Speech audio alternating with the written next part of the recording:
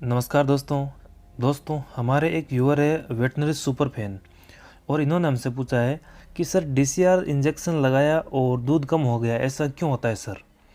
इसके अलावा एक हमारे और व्यूअर है नवीन पाल और इन्होंने हमसे पूछा है डाइक्रिस्टिसिन लगाते ही मिल्क देना बंद कर दिया है, क्या करें।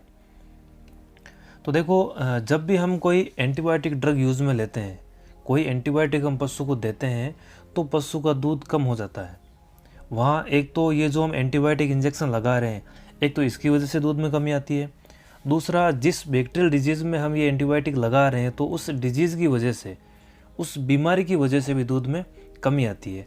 तो इस समस्या से बचने के लिए हम जब भी कोई एंटीबायोटिक या एंटीबैक्टीरियल ड्रग हम यूज़ में ले रहे हैं, चाहे वो हम डीसीआर यूज़ में ले रहे हैं या ऑक्सीटेट्रासाइक्लिन यूज़ में ले रहे हैं या कोई दूसरी एंटीबैक्टीरियल ड्रग जो हम यूज़ में ले रहे हैं, उसी के साथ में हमें बी कॉम्प्लेक्स का इंजेक्शन और कैल्शियम का इंजेक्शन ज़रूर यूज़ करना है।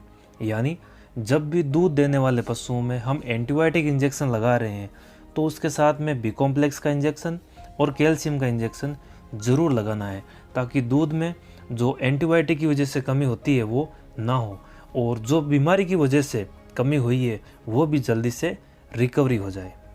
अगर हम बैक्टीरियल डिजीज़ का ट्रीटमेंट कर रहे हैं और वहाँ हम एंटीबायोटिक इंजेक्शन यूज़ में ले रहे हैं और बी कॉम्प्लेक्स और कैल्शियम का इंजेक्शन साथ में नहीं लगा रहे हैं, तो फिर वहाँ श्योर दूध में कमी होनी है। क्योंकि एक तो बीमारी की वजह से पहले दूध में कमी हो रही है, दूसरा हम जो एंटीबायोटिक या एंटीबैक्टीरियल ड्रग जो हम यूज़ में ले रहे हैं उसकी वजह से भी दूध में कमी होगी। तो इससे पशुपालक को सीधा सीधा नुकसान होगा और हमें भी नुकसान होगा, हमारी भी वहाँ इमेज ख़राब होगी। तो जब भी हम एंटीबायोटिक एंटीबैक्टीरियल कोई भी ड्रग यूज़ में ले रहे हैं तो उसके साथ में बी कॉम्प्लेक्स का इंजेक्शन और कैल्शियम का इंजेक्शन ज़रूर लगाना है। दोनों में से एक भी लगा सकते हैं और दोनों को भी लगा सकते हैं।